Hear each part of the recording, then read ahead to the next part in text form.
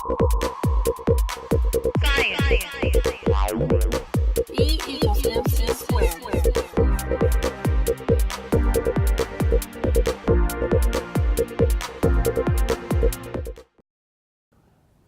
I'm Steve Wells, President of Los Alamos National Bank. As Los Alamos National Bank celebrates its 50th anniversary, we've always strived to be the kind of bank that a great community like Los Alamos deserves. We're very proud to bring you Behind the White Coat, a series that explains the great science and engineering that's going on at the Los Alamos National Laboratories. Thank you. Welcome to Behind the White Coat, Conversations with Los Alamos Scientists. I'm your host, Carol A. Clark. I'm with the Los Alamos Daily Post. My guest today is Eckhart Salje, and he is visiting Los Alamos from Cambridge University. Eckhart, welcome to the program. Thank you. And Eckhart was born in Germany, educated in Germany. He is a physicist. Now, you're working on nanostructures. Can you tell me about your research? I understand that it's taking place here in Los Alamos, in England, as well as in China. Right, that's true. Well, the fundamental idea is that so far all materials we're using for device fabrication and so forth are bulk material, very big samples.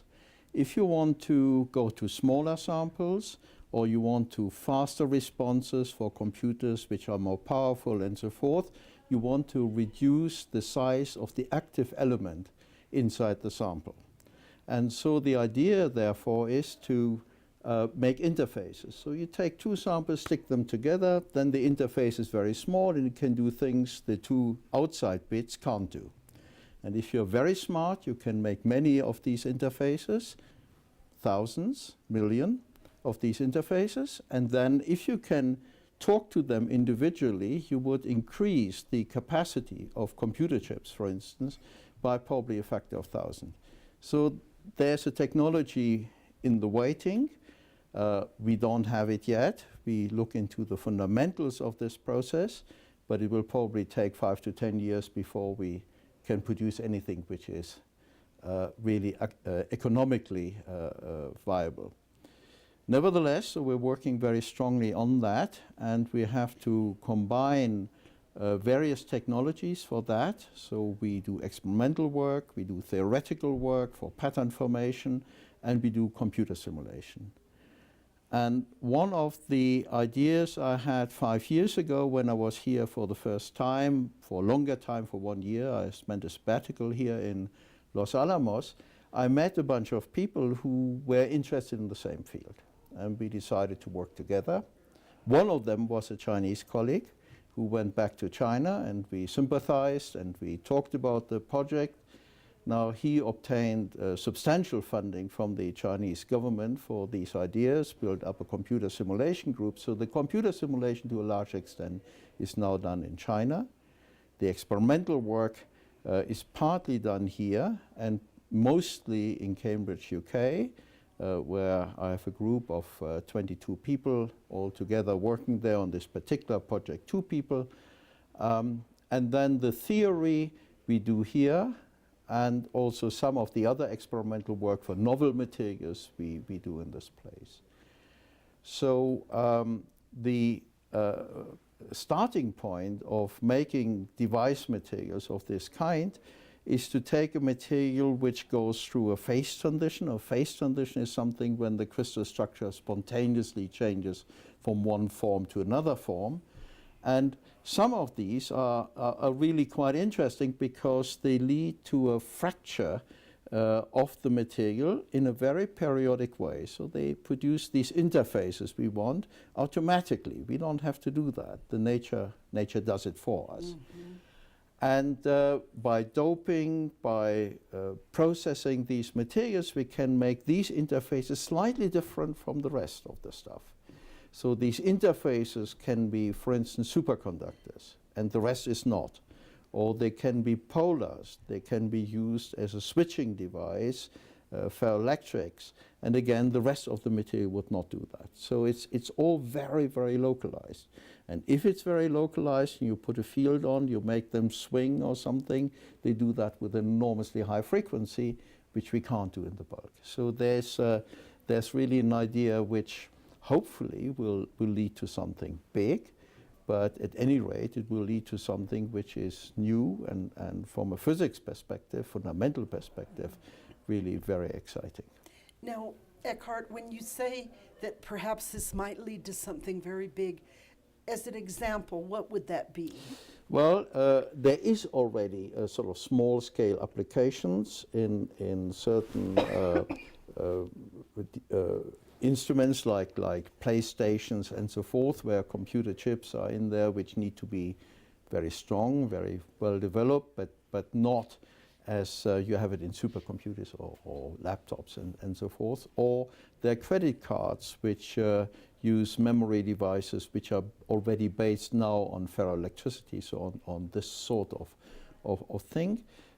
In the end, of course, what we want is a very high density of memory, which would be in spatial terms, you know, the resolution we have in current chips is about a micron. We can go to 100 nanometers or even 10 nanometers. So we have an enormous factor of 100 to 2,000 in there to make them more powerful, and also to operate them at a higher frequency. And so the response of the computer chip would be much faster than the computer chips we have now. But there can be many other things like optical display materials. So you can make display materials which again are faster. The colors are different. They're all based on these interfacial properties. So there's a lot. We are at the beginning, so we don't know what the end result will be, but certain results are already there, so we are justified in doing that. I should also say the medical side is something which is of great interest to us. If you have, for instance, catheters and for heart operations, Catheters, there are metal tips on there which have to open the arteries. And these metal tips are made from specific metals, which are the same kind of stuff we are looking into. And so to optimize the application of alloys in the medical market would be something which would be not a side product, but it can be a main product, in certainly economically speaking, but also scientifically speaking, because the mechanisms which are behind it are very similar. And so that's part of what we're doing as well. And about how many individuals are working on this kind of three-country team? In the team itself, let me think, we have sort of full-time people in the UK, about 10. We have another 10 in China, and then my colleagues here I'm working with, it fluctuates enormously because visitors are coming and going away and so Here forth. in Los Alamos. In Los Alamos. So it's the most fluctuating number of people, but I would say between 5 and 10. And in England, is there a particular, is it a laboratory or? Yes. What, do you have the name? Well, it is in Cambridge. We have several laboratories. I mean, it's in the physics department. It's a material science. Cambridge University. It's at the university. Yes. And the funding for that kind of thing is provided mainly through the British Research Council, which is a little bit like NSF. So we have EPSRC, it's called. We have other industrial sponsors. We have the Leverhulme Foundation, so charitable foundations are helping with that. So it's a mix of various support organizations, and I must say they are very good and very helpful. So we didn't have really much of a problem in terms of financing this kind of thing, because it's, you know, the gains in the end could be enormous, so everybody wants to be part of that. There are other groups doing similar work. I mean, we are not the only ones. We perhaps started it off, but here is University of Illinois is very good in that field. So I will go next week there to talk to them. Oh. And then there's Max Planck institutions in Germany. They have more manpower, and they are working in the same field, or some of them are working in the same field.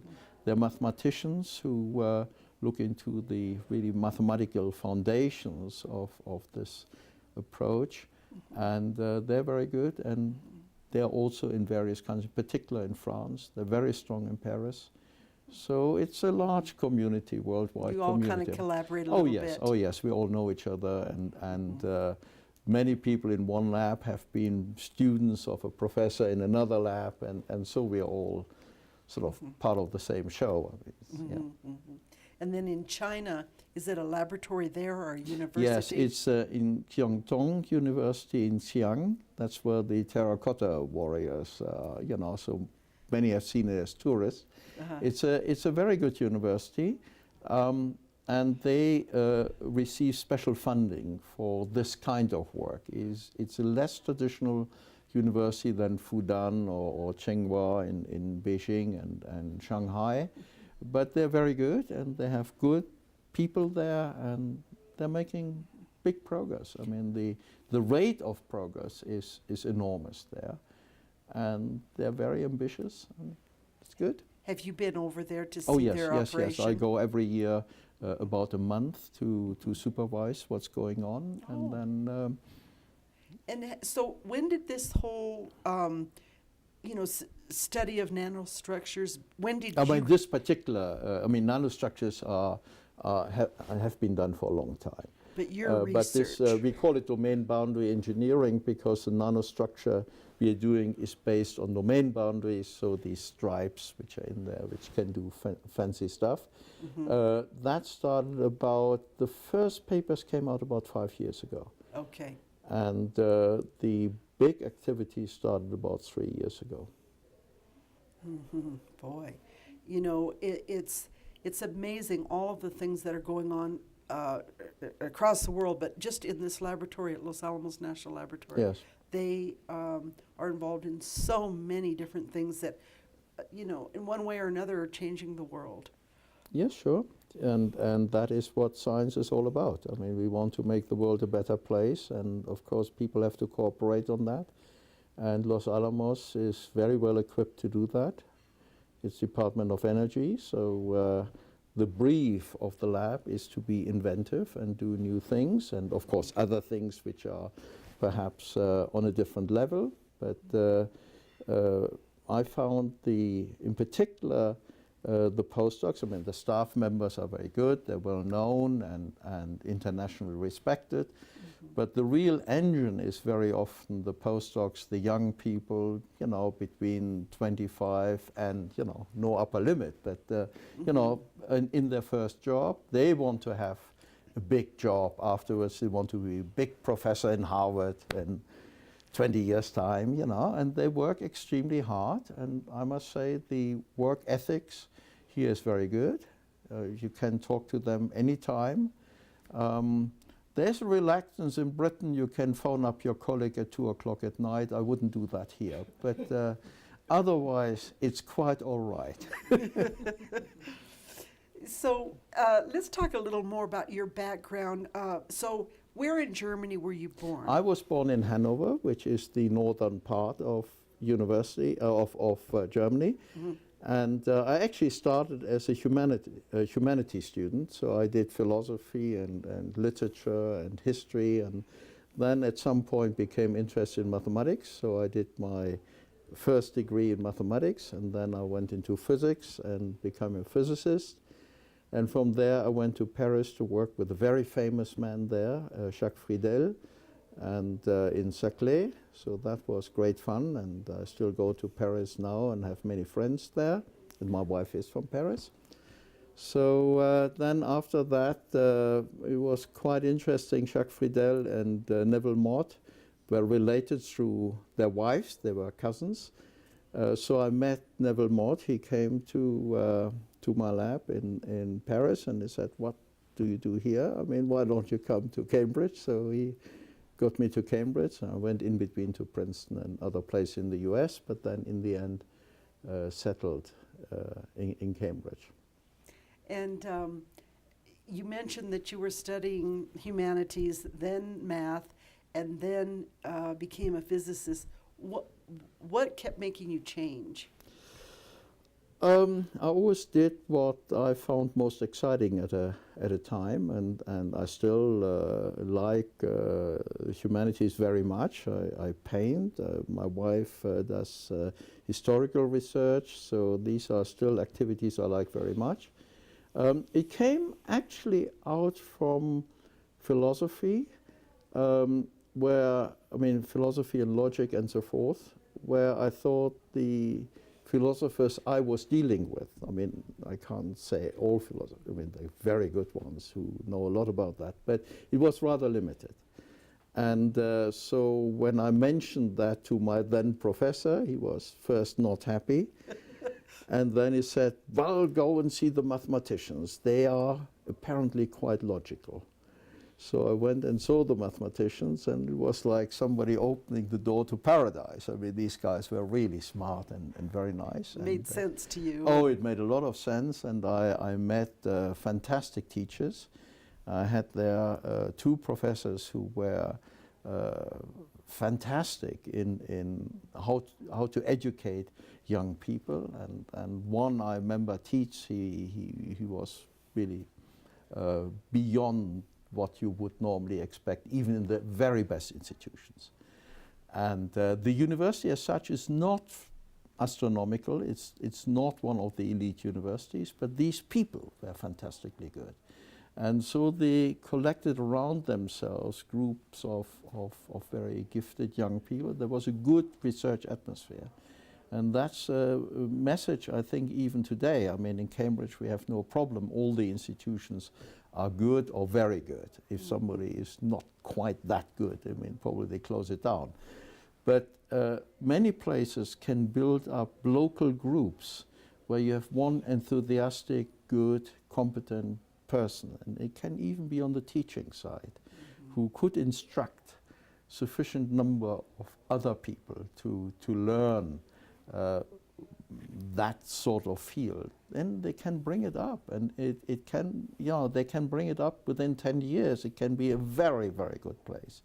But of course, what very often happens then is that he or she will be appointed at another university, which is already sort of a bit more famous and so forth. But I would say in science it's a wonderful field because everybody has a chance. It just depends on you, how smart you are, how much work you want to invest and so forth. And so for young people I couldn't think of anything which is equally rewarding and positive. I mean, it's such a transparent field, and it's the mobility in the field is very, very high, more than in any other area. So it's a good thing to do for youngsters. Mm-hmm. Yes, that's something that I often end interviews by asking the scientist to kind of speak to our young viewers, and you just did that so well. Are you involved in, well, you mentioned that you paint. Yes. Is that oil painting? Yes. Do you play any type of musical instruments or anything? Well, I played a lot of music, yes, and I'm very interested. I mean, it's more Baroque music. It's not so much jazz or something, but yes, no, not nowadays, not actively, but I did play, yes. Very often the case in all the scientists I've interviewed over the years, very often they play musical instruments. Oh, absolutely. They're actors, they're painters. Yes, I mean, it's just the mental activity you put into it, and it has its outlet somewhere, and you can do science, but then you can do something else, and the cross-fertilization between these different activities is enormous. So when I go away and I paint, say, for 2 days, and I come back, I have better ideas in physics. It's quite clear. And so I think cross-fertilization is a very important thing, and I don't guess our psychologists and so forth have really sorted that out to the point where we can use it in the curriculum. I mean, it's a very good thing if somebody, for instance, does physics and philosophy. And not to write about the philosophy of physics, but just to learn about philosophy and then do something in physics. And these, cross areas are really where the advances will be made in future. Louis Rosen, I interviewed him on a number of occasions, and he told me that his wife, Mary, wanted to just have a break and go to Paris for months. And so he took a leave, they went to Paris, and he kind of immersed himself in everything over there. And that's where slowly the idea about the Accelerator came to him. It just started forming in his mind when he got away from everything. Yes. And absolutely. So, I agree. I think that's absolutely the way it goes. And the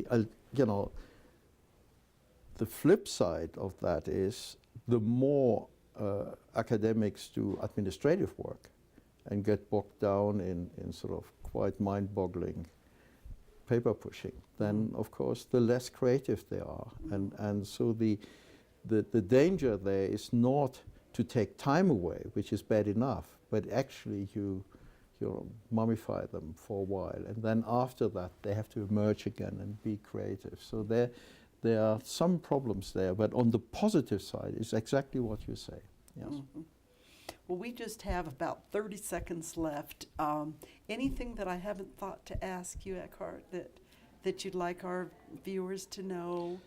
Well, I think in particular, you're local, Los Alamos and so forth. The lab is a wonderful institution. It's a fantastic chance for people.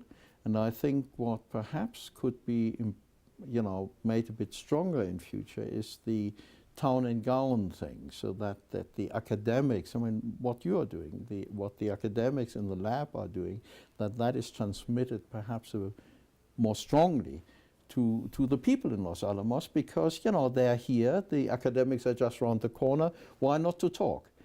And to have a group meeting in a pub, doing things like that, and just explain what they're doing. And I think that could enthuse the young people, the guys at the high school, these people, to see where the future is. And there is a future, and it's great. Eckhart Salje, it's been a pleasure to have you on the program. Has been a pleasure for me. And thank you for joining us on Behind the White Coat, Conversations with Los Alamos Scientists. Science.